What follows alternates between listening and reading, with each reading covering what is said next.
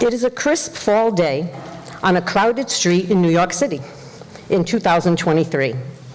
People on the street include men dressed in business suits, a young skateboarder, and tourists. They are either window shopping, going in and out of the shops, mingling, walking together, looking at the sights, or buying a hot dog from a street vendor. The background is a row of shops, bakery, shoe store, bookstore, and a tattoo parlor. Some of the shopkeepers are in front of their shops. Off to the side, there is a podium and an easel covered by a large cloth, and chairs which are set up in neat rows on a low platform for a community meeting. A police officer is standing nearby.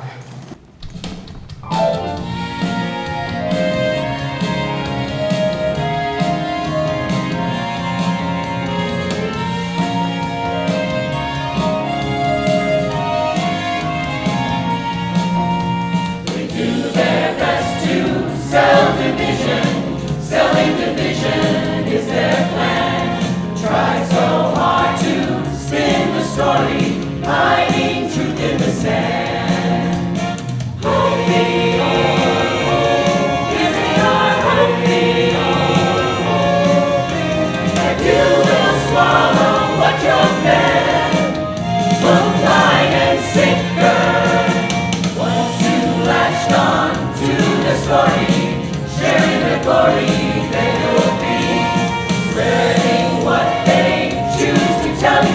No more will you be free. Richer,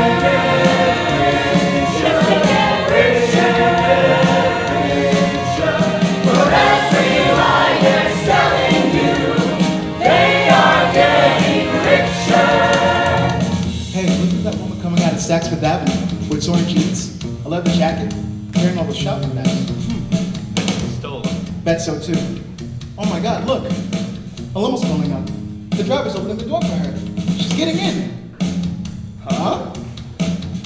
Oh my God, you see that kid over there with his hat on backwards? Yeah. I heard that means he's hiding something underneath it. Like what? I don't know, but I don't want to stick around and find out. Let's get out of here. Run! If you let them sell division as they're wishing they will win. No one's safe from that division unless you're in all the way. Richer, yes they get richer. For every lie they're selling you, they are getting richer. If you are with them, then you will no longer be such a free thinker. Dark, light, rich, poor, top of class, or on the floor. Sometimes what we see, what we're told, what we're fed is not reality. See that skyscraper over there? Know who designed it? She was dark, she was poor, only went to grade 4. Latched on to the story, sharing the glory they will be, spreading what they choose to tell you. No more will you be free. People in jeans getting into limousines, hats turned around. What's going down? No more will you be free. State Representative Derek Ricard and his wife Cecilia joined the already neatly seated rows of corporate personnel who are similarly dressed in business suits with starched white collars. The handsomely dressed Chief Executive Officer, Joseph Coddington, approaches the podium. A young, frizzy-haired blonde woman by the name of Miss Lola, who is scantily clad, walks over to an easel aside of the platform, which is holding posters for the presentation. Hello, everyone. My name is Joseph Coddington. I am the CEO of Gentricor. Before we begin, I would like to introduce State Representative Derek Ricard and his wife, Cecilia. As Cecilia stands, One of her stiletto heels gets caught between the planks of the platform. She struggles to maintain her balance and composure. Derek gives her a disdaining look as she presents a phony smile to the crowd. The couple quickly sits back down. Miss Lola, in the middle of Joseph's introduction, bends down to secure the covering for the presentation, and all the heads of the corporate personnel turn like robots to look at her. We're here today to unveil our plan to make our city better. Please lift the covering, Miss Lola, and show everyone the gorgeous new building that will replace this overgrown park and these dilapidated buildings you see all around you. Things are really going to shape up around here. Miss Lola slowly bends down to the bottom of the easel and slowly raises the cloth covering, unveiling a rendition of a building that has a very distinctive large dome. Then she slowly lifts up the pointer, extends her pinky finger, smiles at the crowd, and points to the picture of the building very suggestively, as she directly looks into the eyes of the corporate men in the crowd. All of the men in the group are transfixed on Miss Lola instead of the drawing and begin to clap and cheer loudly. At that moment, a few small business owners come out of their shops to see what is going on. A woman with 2 small children on their way to the park also stop to see what is happening. Passers-by are also drawn to the gathering. Wow, she's a beauty. This is an exciting plan, and I can't wait for this to happen. This towering, colossal building will be a great attraction to our city. People will come from miles around to see it. And inside there is going to be an enormous and sumptuous dome. This will be like planting a big, wonderful kiss on our city. Wow, she's gorgeous. Derek stands up and claps excitedly, staring at Miss Lola. Cecilia sees him, gives him a look of disapproval, elbows him, and Derek sits back down. Cecilia temporarily hassles with the heel of her shoe, still stuck in the planks, and quickly gives up. A few small business owners begin to shake their heads and snarl in disagreement with what Joseph is saying, and are looking very angry. We're proud of our economic development. This plan will bring a lot of money to our city, and we'll get rid of this old park and these ragtag buildings. Hey, this is our city too. Look at what you people are planning on doing to it. We belong here, not you. You're gonna drive us out of business with your high rent building. You stand there and we'll stand here. We'll stand our ground. We have no fear. We're tired of you and your vicious lies. We're tired of you and your enterprise. You will love this building. That will be great. Derek stands up again, claps energetically, quickly looks at Cecilia, who has a look of disgust on her face, and he sits back down, looking embarrassed. What about our parks? You'll destroy them. Where will my family go to get fresh air, relax, or just be with nature? I call this bull. You stand there and we'll stand here. We'll stand our ground. We have no fear. We're tired of you and your vicious lies. We're tired of you and your enterprise. I call this bull. It's bull! It's bull! It's bull! It's bull! As chanting continues, Cecilia is once again struggling to get her shoe unstuck. She stands up and keeps trying harder to put her shoe free from the platform. She finally takes her foot out of her shoe, loses her balance, and falls into a woman named Valerie who is passing by. Valerie, a tough-looking 25-year-old, covered in tattoos, wearing army boots, and sporting a radical haircut and a brown leather jacket, is on her way to the drugstore and has stopped to see what is going on. Cecilia and Valerie continue arguing, and the chaos begins.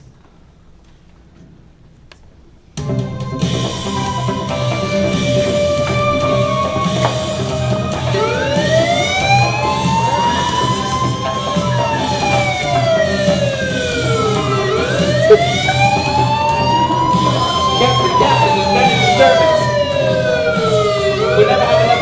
day for all these people in the county jail. We're gonna have to take a couple of them to Bunford State Prison. Okay, everybody. We're all going in. Get in the police wagon. You with the shoe. You with leather jacket and tattoos. Get in there. Why me? I wasn't doing anything. You heard me. I said get in there. Police arrest anyone they can get their hands on, and they are taken to the county and state prisons.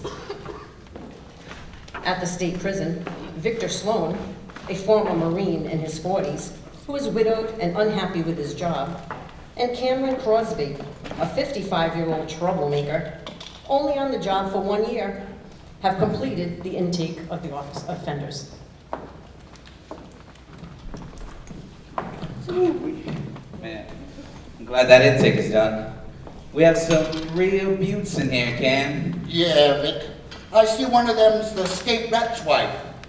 Just took her to her cell.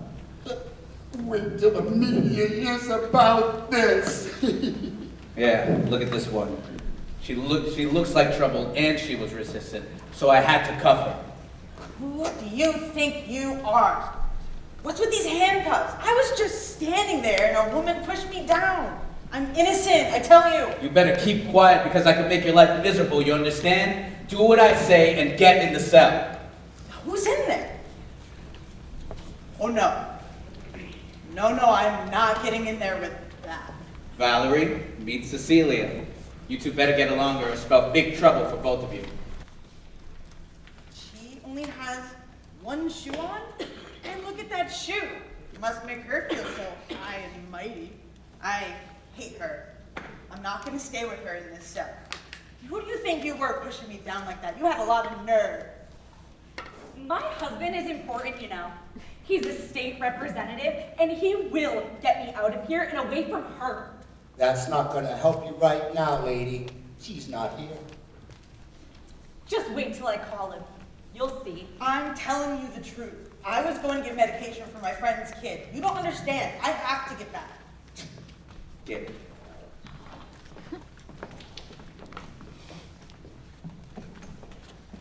Why'd you even push me?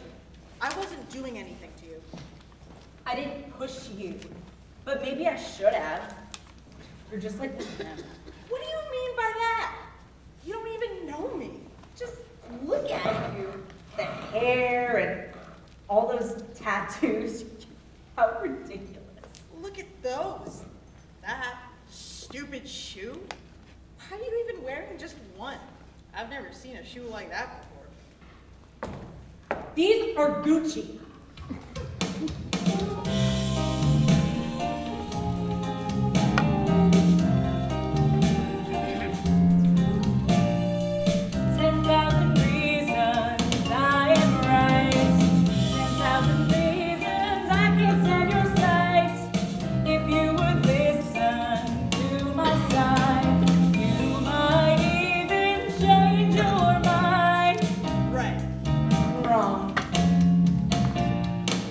What does it matter?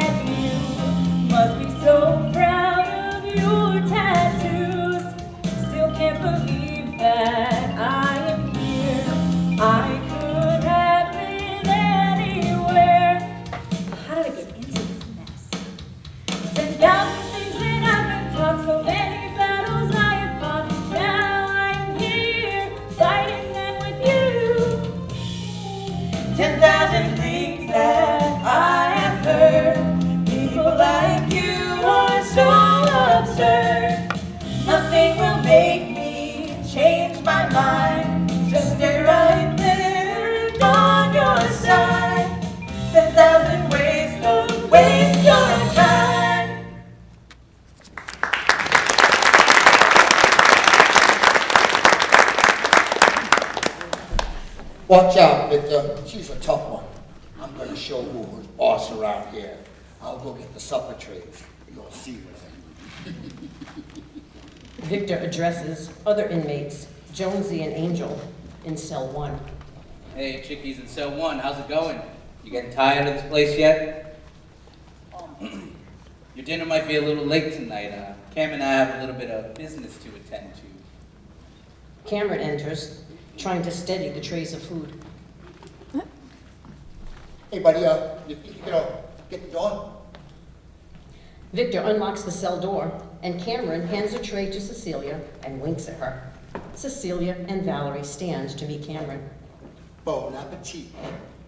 Looking straight into Valerie's eyes, he drops the tray of food on the floor in front of her before she holds her hands out to receive it.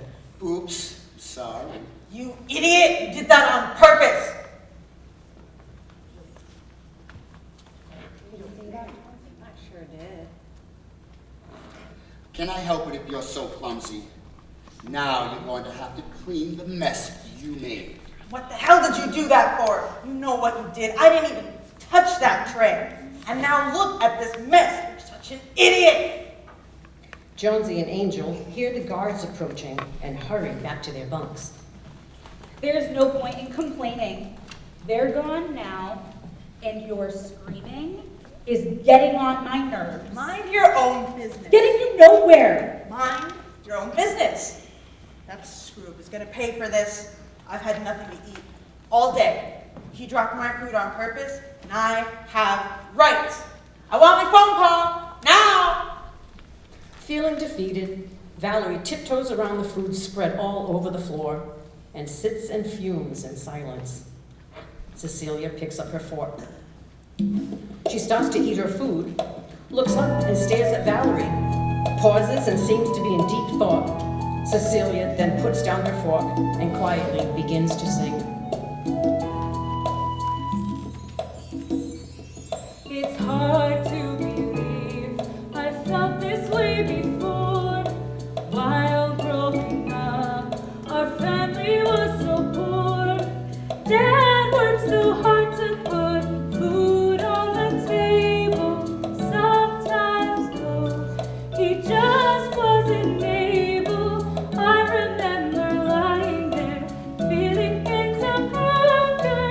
Sister Beth and I did not know what to do. Then walks in our sister Cheryl, loaf of bread and ham. Never did a loaf of bread taste so very grand. I don't know what to do.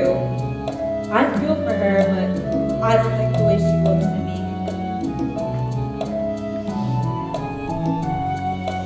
I know what you're thinking as you look at me. Just know that I once was different than you see. As I look at you, I can feel your pain.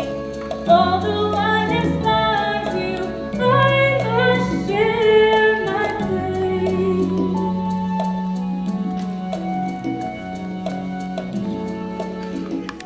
Cecilia offers some of her food to Valerie.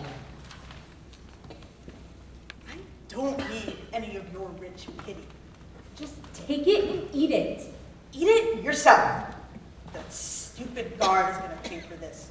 I want my one phone call, and I want it now. You're giving me a headache. Just eat what I gave you. You're not gonna get anything else. Victor is walking in the hallway outside the prison cells. The warden, Hattie Jackson, a middle-aged woman, spots him and walks up to him and hands him a pair of socks. Victor, give these to Cecilia Ricard in cell number 3. Oh, and by the way, you have a phone call. I believe it's your daughter. Okay, thank you, Warden. Victor walks over to the cell and passes the socks through the bars. Hey, chickies. Hey, pretty lady. These are for you. Cecilia approaches the cell door and reluctantly takes the socks from Victor, holds them up with a look of disgust on her face. My husband is gonna hear all about this nightmare. Cecilia glares at Valerie, sits and puts on the socks, and turns away from her. Victor goes over to the guard's office to talk with his daughter. Hey, Warden, looks like you got some trouble on your hands over there. Yeah, you got two abuse to deal with, and I don't mean the ladies. Well, what are you talking about? I think it's time you had a chat with those gals in number 3. Jonesy and Angel listen in as Hattie walks over to cell number 3. Valerie and Cecilia quickly jump off the bench to meet her at the cell bars. Good day, ladies. I'm Warden Jackson. How are you holding up? My husband is State Representative Derek Ricard. I can't believe the way that I'm being treated. One of the guards deliberately dropped my food. And I wasn't even involved in that stupid rally thing anyway. Oh, I'm sorry to hear that. I will check into the matter. In the meantime, hang tight. I will send someone to help clean up this mess and bring you something to eat. Both of you will be making your phone calls soon. Well, at least I'll be getting to call my husband soon. At the guard's office, Victor stops to talk to his daughter on the phone. Hey, sweetheart. How are you doing? Audrey, a 28-year-old doctor who has been practicing women's medicine for 2 years, is on the other end of the line. Okay, Dad. How are you? What's wrong, Audrey? I can tell when you're upset about something. What is it? What's going on? Well, they're kind of giving me a hard time at the hospital.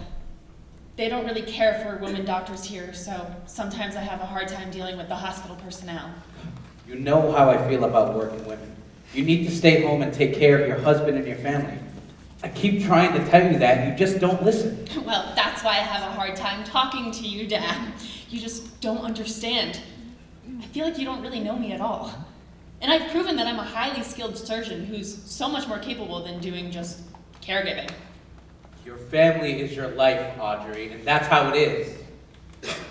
Never mind, Dad. I can work it out myself. I'll talk to you later. Bye. Victor exits the office and runs into Cameron.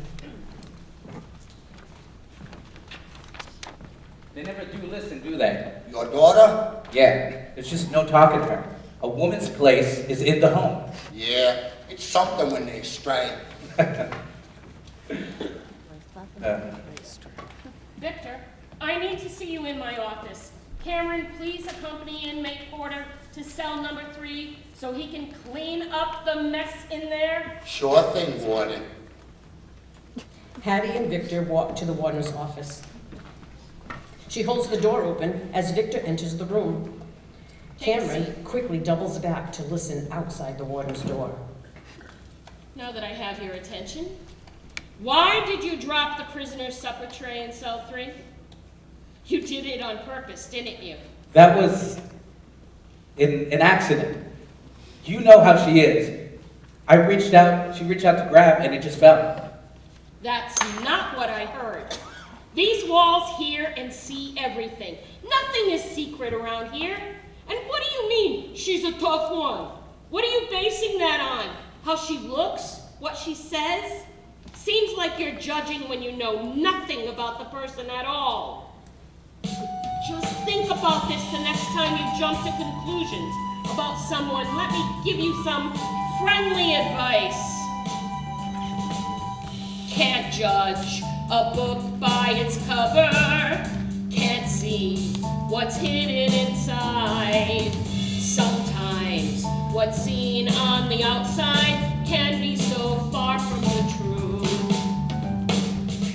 I've heard that you have been disrespectful, not treating everyone the same. Please know if that's the way you're playing, that is a losing game. Listen well, 'cause this is your warning. Follow the rules and you'll be fine. Just know that no one is guilty until it's proven by law. And while they're here in my prison, we don't judge what they're here for. Just treat them as you would your daughter. Just try to feel their pain.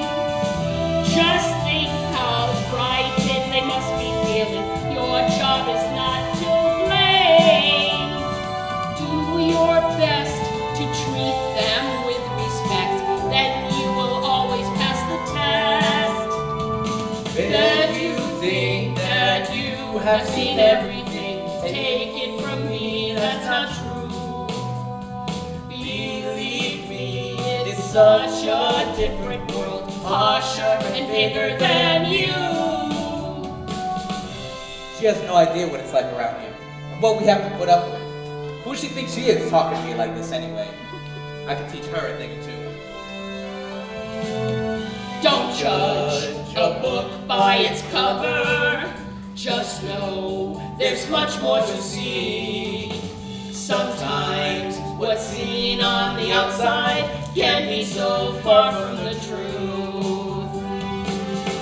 I've heard that you are disrespectful. I've heard that you can be so cruel. Just know that this is a warning. You have a chance to come through. Don't judge a book by its cover.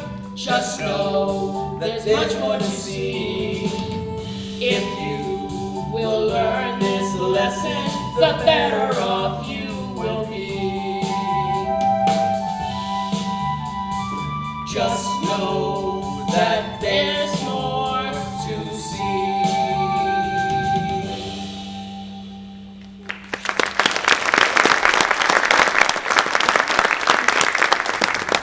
Now get back to your post and make sure it doesn't happen again. And get that person another supper tray. Cameron quickly moves away from the door and pretends he is just walking by. Victor exits the warden's office quickly and looks visibly shaken and upset. Cameron greets him and they both walk just beyond the warden's office to stop to talk. I owe you one, buddy. Can you believe her? We have to answer to that? Who does she think she's talking to? I've been here a heck of a lot longer than she has. How did she get this job in the first place? I bet she knew someone really high up top, because there's no other way that she'd get a job like this. Does she think that we're stupid? That we don't already know that these walls see and hear everything? I'd like to know who ratted us out. They'll be sorry when I find out. That's for sure. I wasn't kicked out of boot camp for being Mr. Nice Guy. And as far as that so-called warden goes, she's been trouble from the very beginning. I remember when she first got here and entered this prison, she was walking around like a celebrity, introducing herself to all the inmates. She's just an idiot. Who knows how she got to be our boss? She thinks she's so high and mighty, and she doesn't understand a thing about this place. She wouldn't and couldn't stand up for one of us. Well, who would listen to her anyway? That's for sure. Look what I deal with, there's nothing to fear with. I'm trying to make sense of it all. I smile and I get bit by the trouble of half-wits, and always end up taking the fall. You'll see it's no ruse when standing in my shoes. You'll find out you're no better than me. You'll give up on caring, become overbearing. It'll take no time to see. If I'm too hard, they say I'm barely human. They just won't let up, I'm just being set up to take the fall.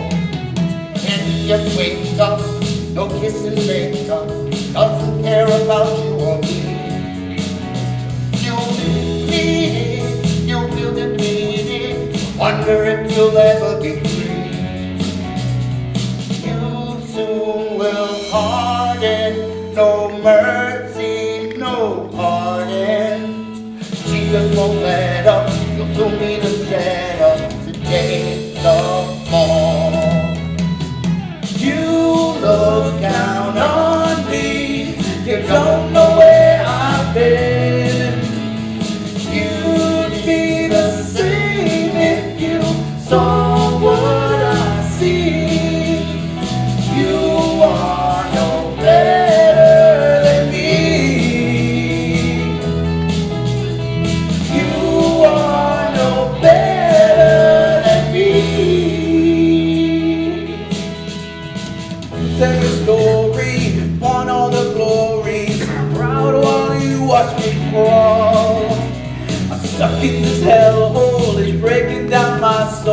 I gotta keep my back to the wall. If life is hard and I barely feel human, the road just won't let up. I'm always a setup to take the fall. I just keep going with everyone knowing I'll take the fall.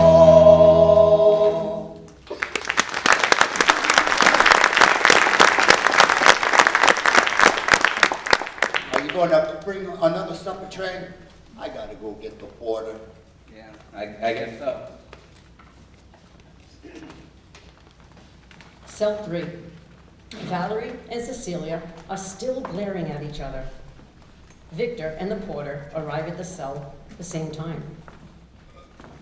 The porter has a trash barrel on wheels, a broom, and a dustpan.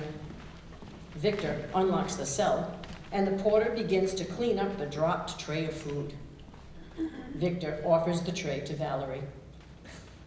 Forget it. I don't want it. I'm not hungry anymore. Okay, well, that's your choice. Can't say I didn't offer it to you. Victor dumps the tray of food into the porter's trash barrel. Anyway, both of you, come with me. It's time for your phone calls. Victor escorts Valerie and Cecilia to the phone area. Cameron is there with 2 new inmates who are waiting to make their calls. He is imperceptibly chatting with them. You, sit, wait your turn. Are you ready for your call? Of course. My husband will get me out of here. He's a state representative, you know.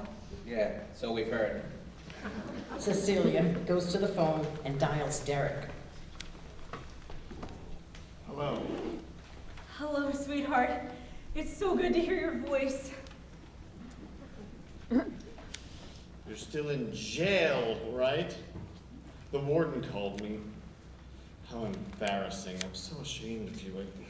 What did you do? Seems you've gotten yourself in trouble again, like you always do. I won't be there tonight. I have some important business to attend to, and besides, this whole thing needs to cool down a bit. I don't want to run into anybody at the state prison with you in this situation. This is going to get in the papers and I'll be ruined. I will be there early tomorrow morning. You just don't understand. You don't understand anything. You are so privileged, always taking shortcuts and using the system to climb the political ladder. All you care about is money and power. Did you forget that I was the one who worked countless hours in my parents' restaurant to help put you through school? You're so out of touch with your family, and especially with me. And about the new building that you're supporting, you seem to have forgotten what happened to the restaurant. It's just a money-making scheme. So typical of you. Yeah, you go, girl. Yeah, I got it. And by the way, it was you that started this whole mess in the first place with your shoe. I am sending someone over with it. Hopefully you won't walk out of there looking like a lost soul, which you are without me. Bye, Cecilia. Cecilia hangs up the phone angrily and begins pacing the floor. Men, aren't they all just the same? Yeah, one's just as bad as the next. One day they love you, and the next day They could care less about you. They pose as Mr. Nice, and then they pay the price. There was a time not so long ago. There was magic in the air. You showed me that you care. Our kids came along. I raised a family. I put you through school. Why was I such a fool? Wish I could go back in time when you still loved me. The spark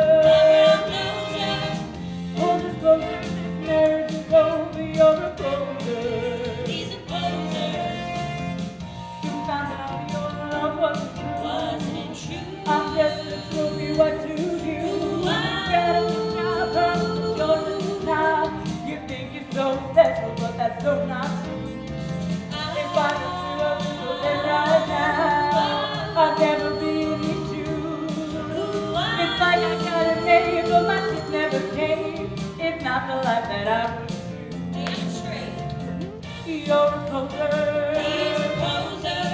No glossing over. Such a brown-noser. The full disclosure, this marriage is over. You're a poser. He's a poser. Yes, you're a poser. Such a poser. A true bulldozer. A brown-noser. Full disclosure, this marriage is over. You're a poser. He's a poser. Waltzing it high like a king in a castle, and everyone carries.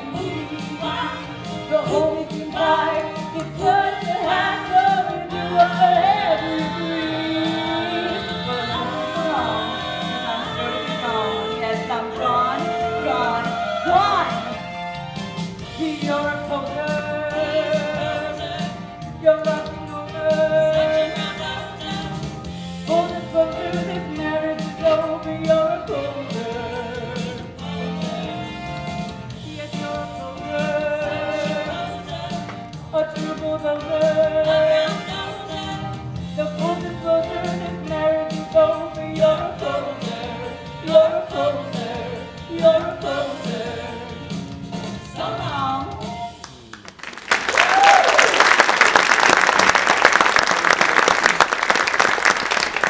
What's going on here? Just having these ladies make their phone calls. Well, there won't be any phone calls for them right now. Take them back to their cells. And as for you, hurry it up. Yeah, I guess you get to make a call too. Who do you think you're gonna call? I bet you don't even have anybody. I certainly do. Valerie walks to the phone, picks up the receiver, and dials. A young woman answers. Hello?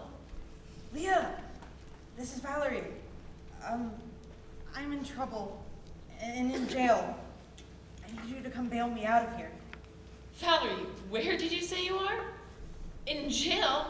I was waiting for the prescription. You know how sick Ella is.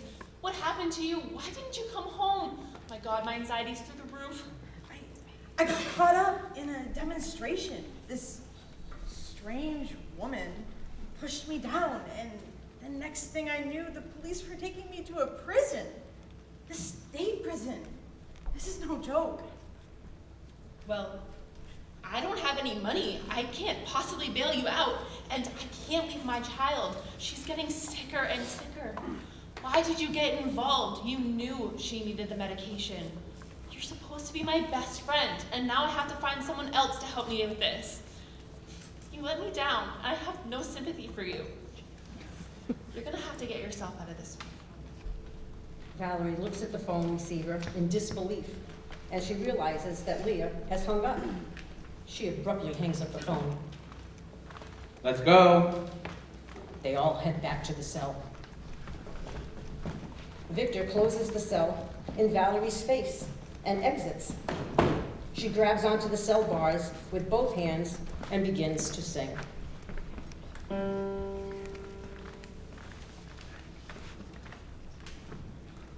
As I try to face another day, all my dreams and promises left out in the rain. As I try to live another day, all my dreams and promises being washed away.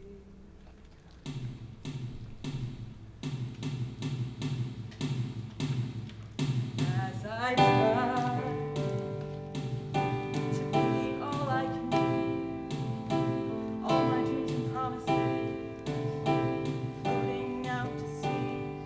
As I try to stand so tall and proud, all my dreams and promises falling to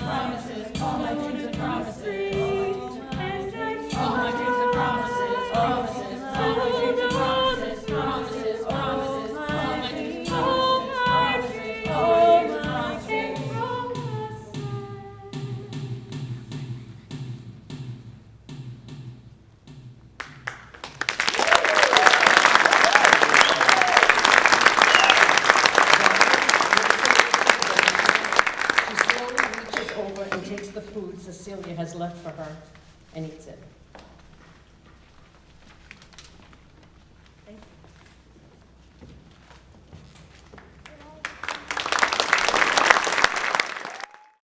It is that same evening.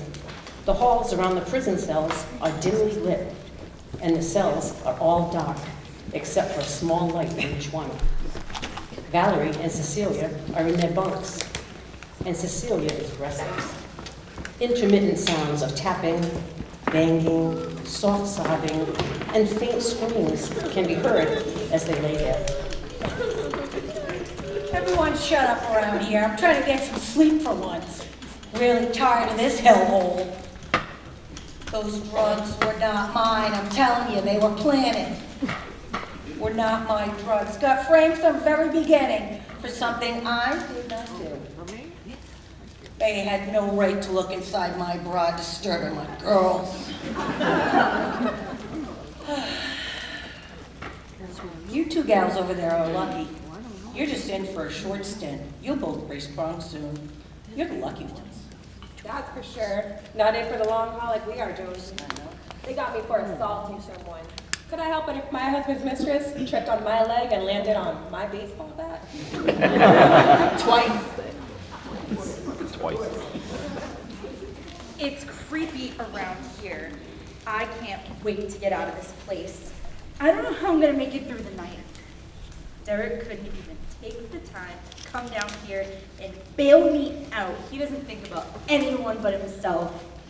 He is such a phony. Things could be a lot Quit complaining and quit rocking. I'm getting dizzy. How can you stand it? Isn't this place getting to you? This is a piece of cake compared to where I've been. When I was a kid, I ran away from my foster parents' home, and life on the street was terrible, especially at night. I went back home and things never did settle down. So again, quit complaining. But how can you stand the screaming and the shouting and the sobbing? After a while, you just become numb and indifferent. You just grow a shell on the outside, and you have your own world on the inside.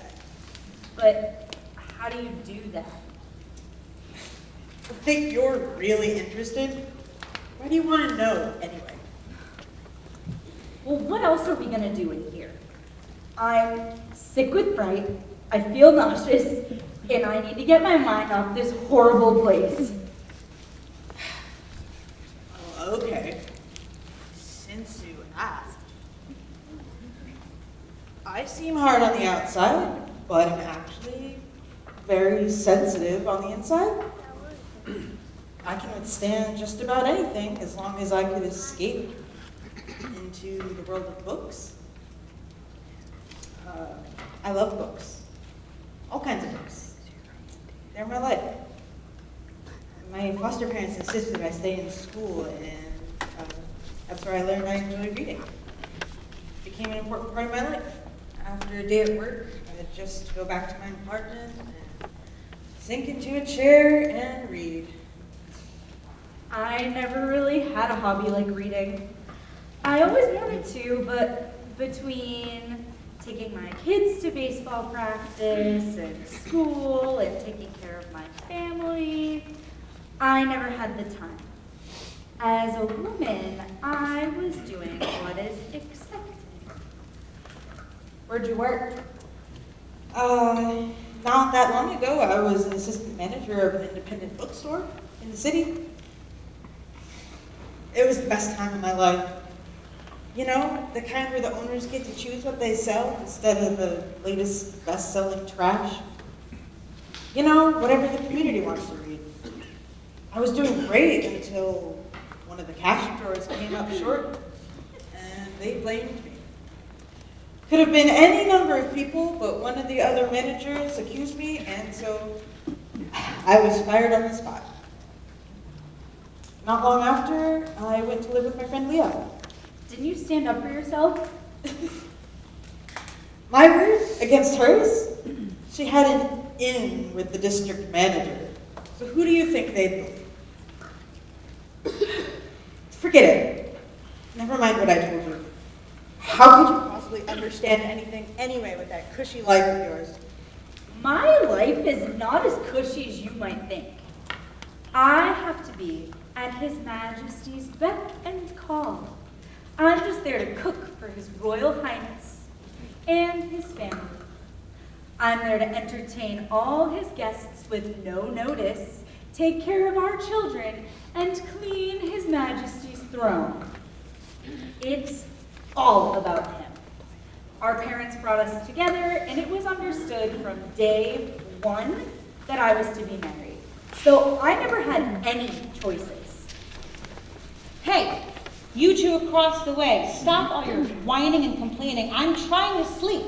I've been listening to your belly aching all day, and I'm sick of it. And if you're not careful, I'm going to send that big black rat I just spotted your way. Listen, just forget everything I told you.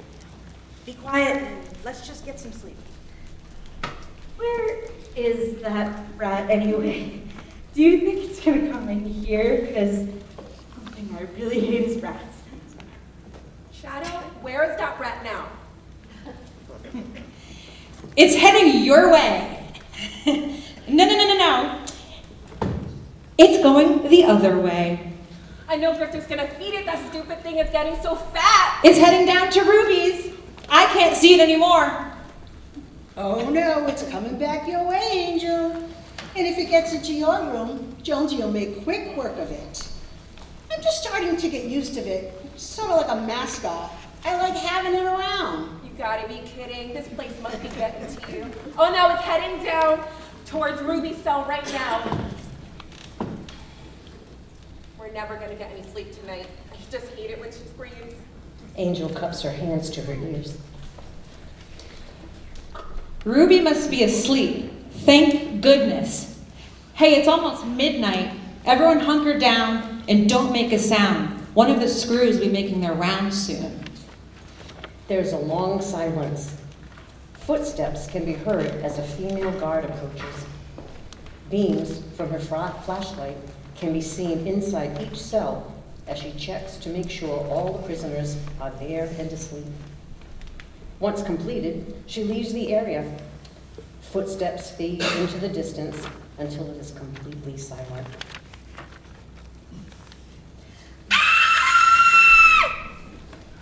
gotta get through this night somehow.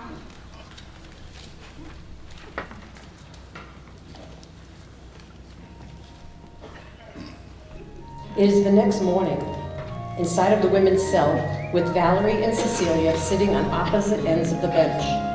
Valerie looks at Cecilia. Thanks again for sharing your dream last night. Thanks for sharing your story. Just forget what I said. I didn't sleep a wink. I couldn't get that rat off my mind. How did you sleep? Like a baby? I'd never have any trouble sleeping. Went out like a light once you stopped asking me all those stupid questions. Cameron unlocks the cell door and opens it as Victor enters the cell with 2 breakfast trays. Here you go, ladies. Have at it. Valerie and Cecilia meet the guards at the cell door and take the trays. Oh my God. What are you complaining about now? Cecilia quickly stands up and screams, holding up a piece of animal fur. Look at this. Ew! Cecilia throws the fur across the room. Valerie continues eating. How can you eat that food? I'm hungry. Hattie walks to the cell, holding a bag. Cecilia, your husband had this sent over last night. Hattie hands the bag to Cecilia, and she opens it. It is her other shoe. Thank you, Warden. Cecilia bends down and puts both stiletto shoes on her feet.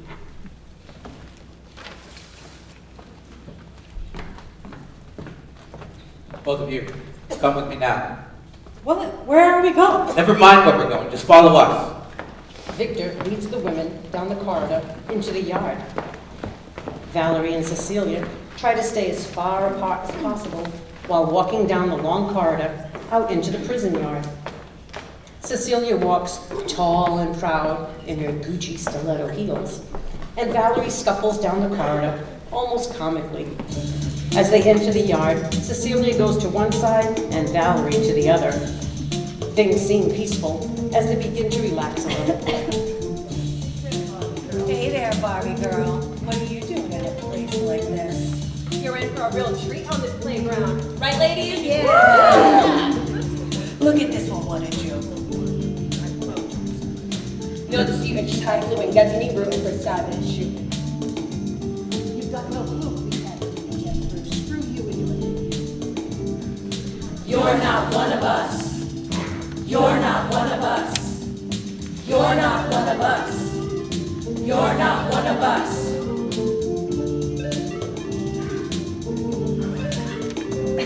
We're hardcore, been here before, no score, knock you to the floor.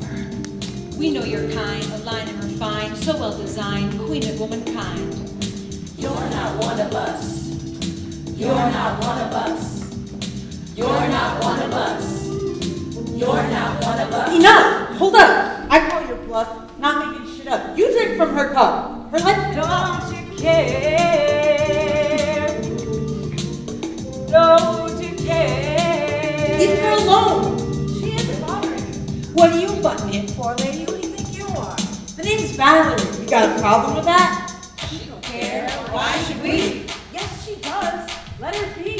What's she good for? We can't see. Took a chance, reached out to me. Gotta watch out and be strong. I know we can get along. Better hope you're not wrong. Open up, hear my song. We might come from different stars, our lives have different aims. No grief, despair, and strife, life's pressures and its pain. Look at me, I'll look at you, see what you want, but know the truth. Love it likes the universe, our life is all the same. Oh, we felt this to be true, staying away, afraid of you. Now we see your point of view, together we can make it through. Don't you care? You are one of us. You are one of us. You are one of us. Don't you care? You are one of us. You are one of us. What's going on? No worries, Warden, it's all good. Bring them all back to their cells immediately. Victor and Cameron start rounding up all of the women. It looks like this all happened on your watch, Victor. It's obvious you're not passing the test. You should have been keeping an eye on things. You know some of these women were brought here to Bunkford only because there wasn't enough room in county. You should have known better than to integrate them.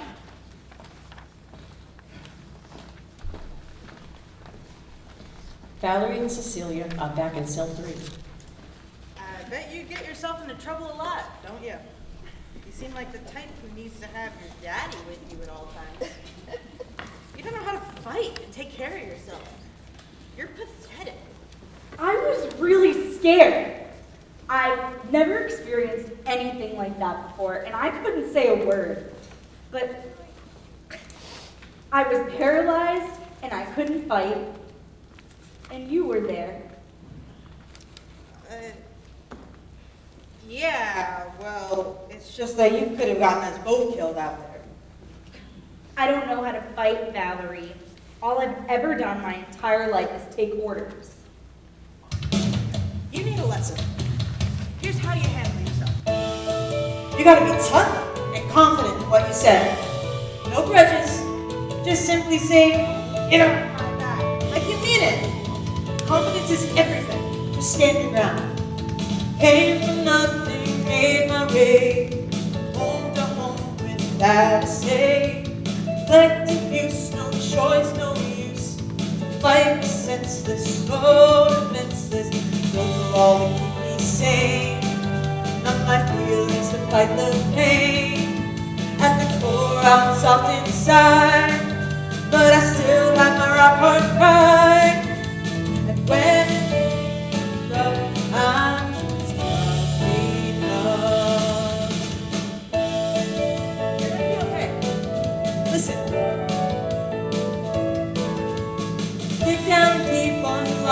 hard.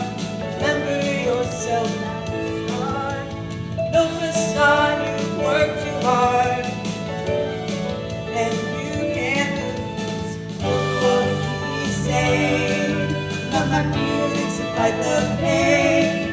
At the core, I'm soft inside, but I still have my rock hard pride. When it gets rough, I'll be tough enough. Don't let me see your vulnerable side. It's the only thing you should hide. Put on a brave face and fake it till you make it. You've got the power, so just reach in and take it. You got this. I'll be your guide. No one there is suicide. Together we will call their bluff. 'Cause you and I are tough enough. You and I are tough enough. We are just tough enough.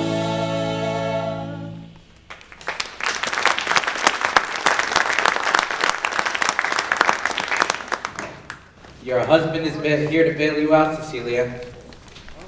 Yep, Rep's finally here. He bailed you out and you're free to go.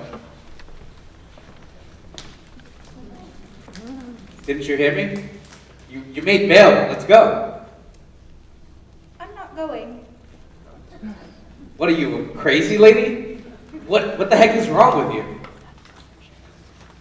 I've come to help to unleash the ladies.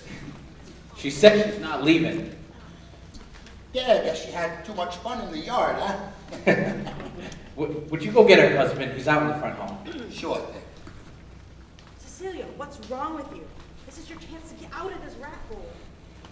Derek begins to pace up and down outside of the cell. All right, Cecilia, let's go. I can't believe you got into this mess, but it's all set now. I've paid bail for you. You heard your husband, Cecilia. Get up and get going. I'm not going anywhere. What are you talking about? What do you mean you're not going? Have you lost your mind? You have to come with me. You're my wife. I'm not going with you, and I'm not crazy. In fact, I've finally come to my senses, and I'm seeing things clearly for the first time. Oh. I said, get up and let's go. Now! Hattie is walking by the cell and hears the shouting.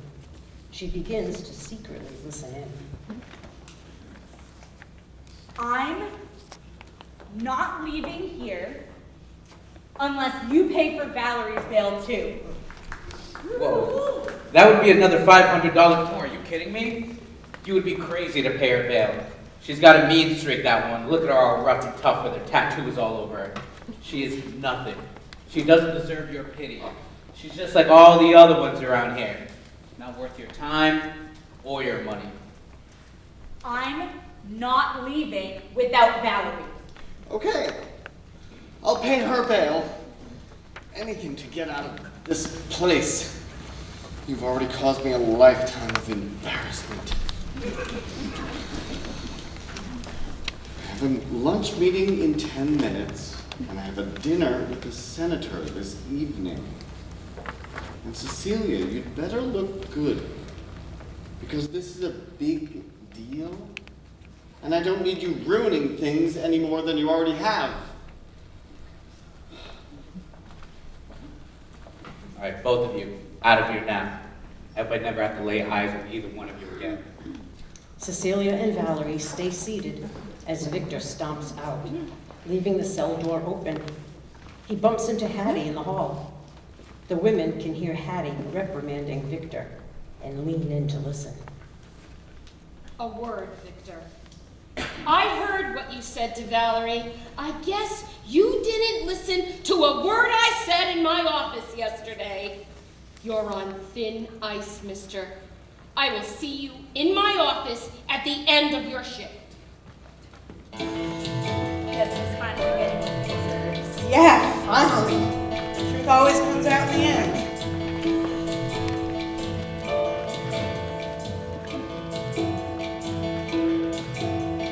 Alas, you see the truth in me as I grapple with integrity.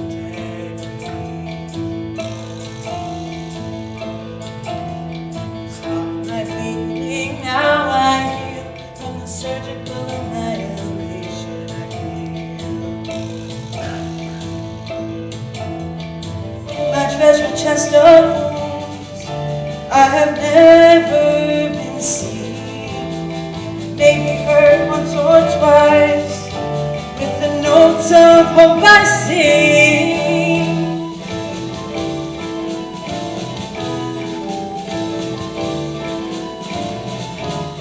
It just takes one to see the beauty and the truth in me.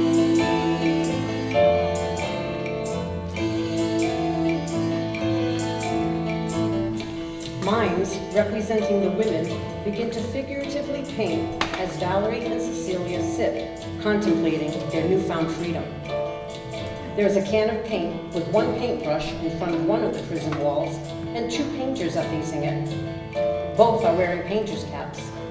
One has cap on frontwards, one on backwards. The first painter picks up the paintbrush as second painter reaches for it and mimes a stroke of paint on the wall. The second painter grabs the brush from the other and puts another stroke on the other side of the wall. Both spar back and forth for the brush a number of times until the first painter makes a stroke in the form of a delicate arch on the wall. The second painter smiles and motions for the first painter to continue. After a few strokes, the brush is handed back to the second painter to finish the job off. Lights display an image of a beautiful painting of a bridge as they both stand admiring it. Then they give each other a thumbs up and go off in opposite directions.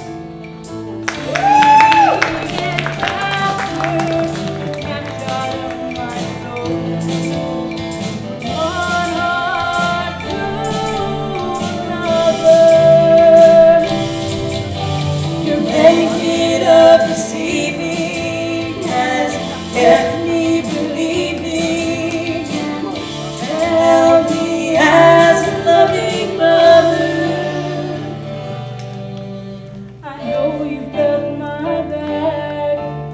You help me bear the weight. Because of you, I can conceive of myself as worthy and great. It just takes one to see the beauty and the truth in me.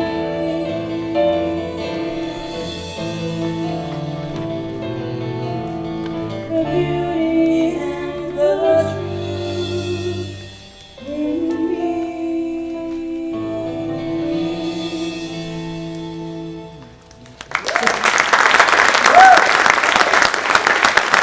Cecilia and Valerie begin to make their way to the front hall.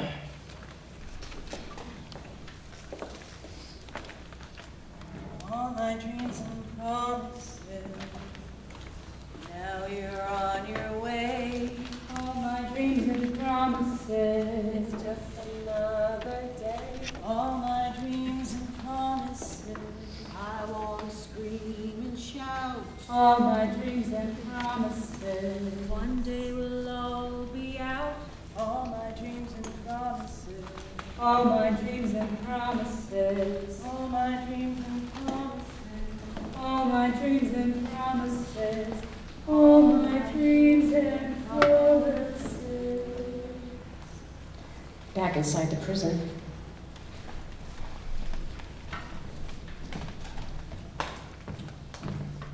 Now the prisoner's been brought in. Lucky you. She's your assignment. She's being charged with murder. She says she's innocent. I doubt that. I doubt that too.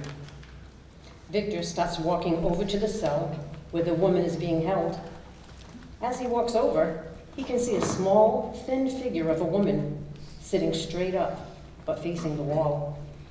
He opens the cell door and starts walking towards her. Hey, Missy, here you're a murderer. We were in for a rough ride because we don't take too kindly to murderers around here. I'm not a murderer, Dad. I was just trying to save a pregnant woman's life. Audrey. I don't believe this. Audrey! This can't be true.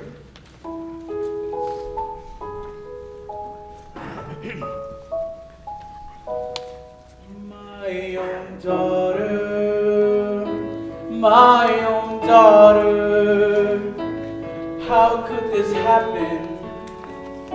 Why did this happen? Did I not teach you right from wrong? Yes, you did, Dad. Did I not tell you to be strong? And I am. Tell me when I look at you, how this whole thing can be true. It's not. 'Cause you're my daughter, my own daughter, standing before me. This just cannot be. It was not that long ago that you'd follow what I know. And I do. Then I just lost sight of you. Thought that you could make it through. How could I have been so wrong? You're not wrong. So darn wrong. Tell me, what did I do to earn this torture that I'm going? I was only trying to help her. Maybe if I close my eyes, soon I will realize that none of this can be true. She was going to die. You're my daughter, my own daughter. Why did this happen? How did this happen? Did I not break my back and give my all? Yes, Dad, you did. And I lifted you so you'd never fall. It was not that long ago I taught you all that I know. You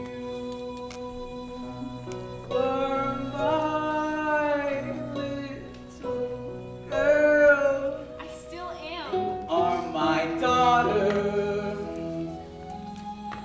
What am I to do?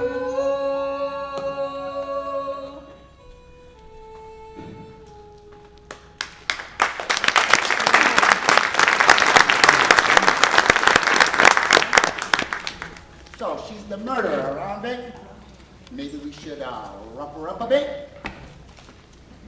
She is not the murderer. She's my daughter. She's a doctor, and I trust her with all of my heart because I know her.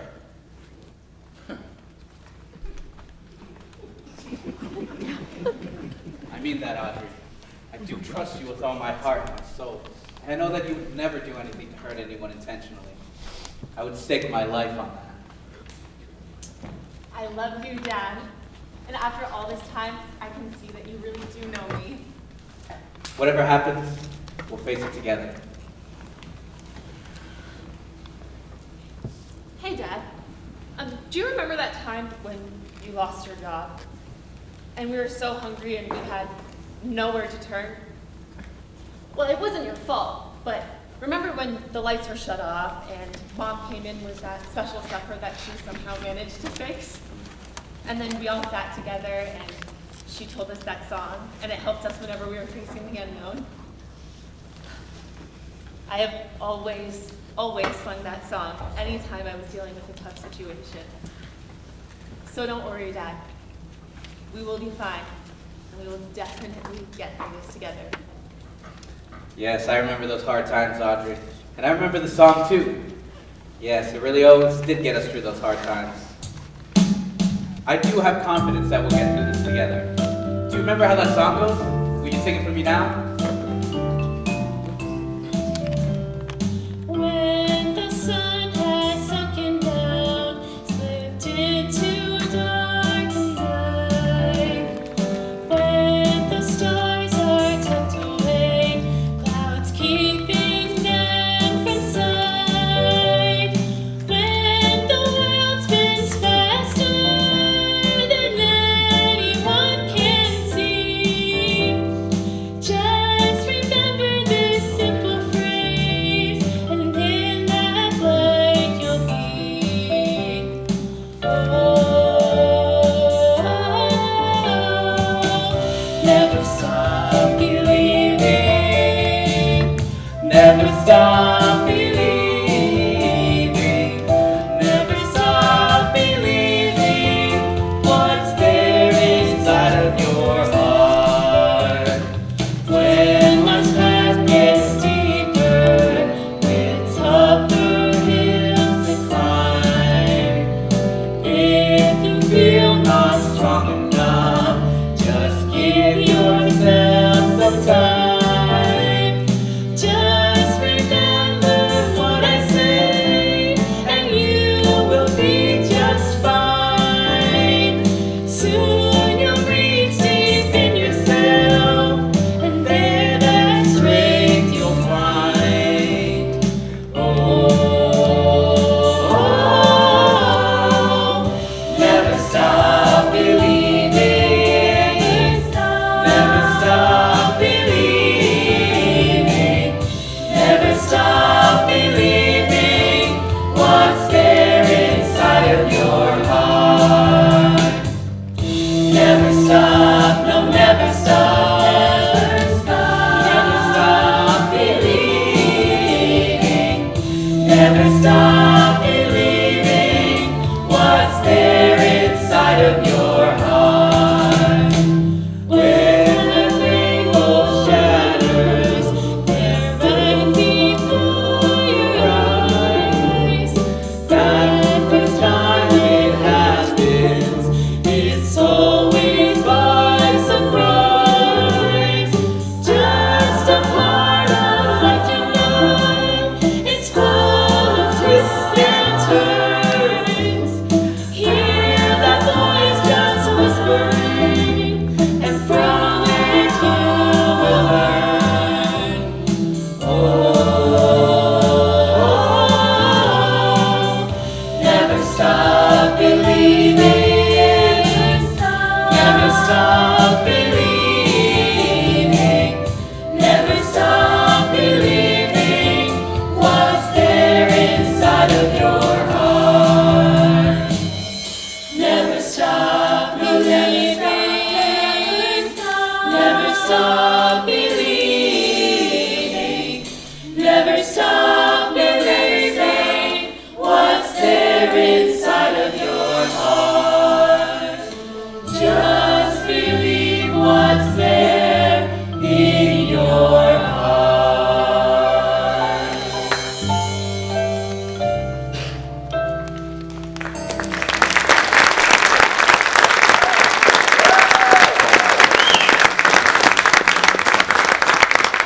It'll be okay, Dad.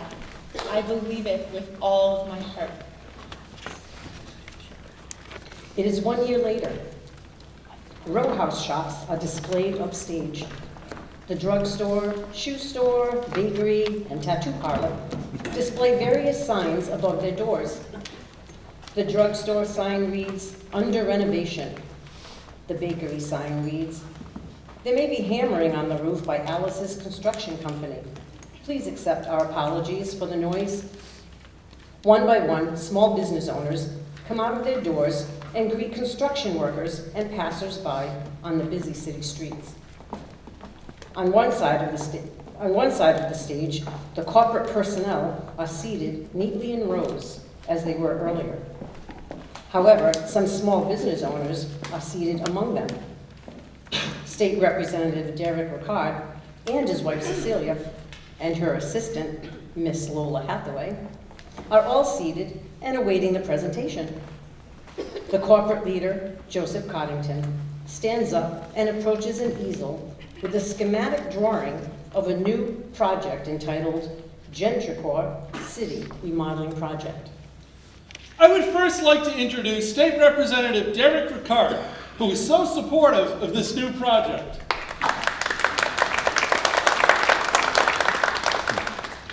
And now I would like to introduce Gentricore's new community liaison, Cecilia Ricard, who envisioned this entire project and helped make it come to fruition. Thank you, Mr. Coddington. However, I could have never done all of this without my wonderful assistant, Miss Lola Hathaway. We are here today to celebrate the Gentricore City Remodeling Project. This project will upgrade our city and improve our small businesses. We will install new pipes which will help to improve and purify the quality of our water. This project will include an upgrade to the electrical grid using the latest technology and renovations to the overall structure of the buildings, as well as paving of roads and adding new sidewalks. And there will be landscaping as well, which will include planting trees, shrubs, beautiful flowers, and adding recreational equipment and new benches to the park. This project will also include clearing an area in the park designated for individual gardens. And we will work with farmers on the outskirts of the city. Wow! This is gonna be so great! So, let's all celebrate the new project and the work we will be doing together.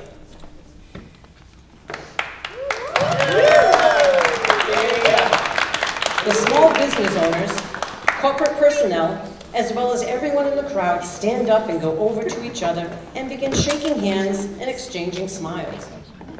Derek, Cecilia, and Lola walk slowly off the platform and begin mingling with the crowd.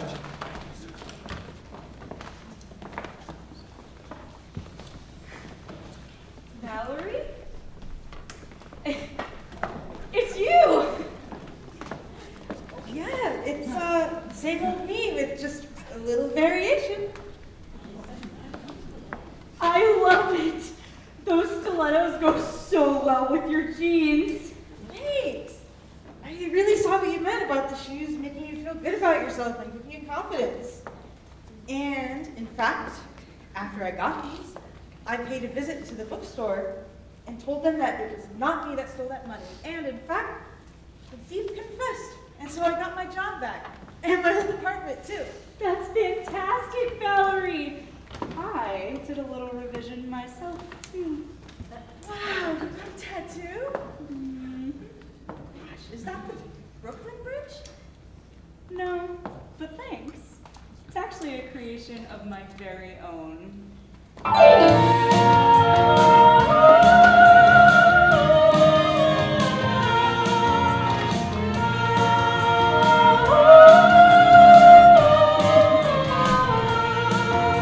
They did their best to sell division. Selling division was their plan. Tried so hard to spin the story, hid the truth in the sand. Hungry, yes they were hungry, that you would swallow what you're fed. Hook, line, and sinker. No more latching to the story. No more worry, we got the glory. No more spreading what they tell you.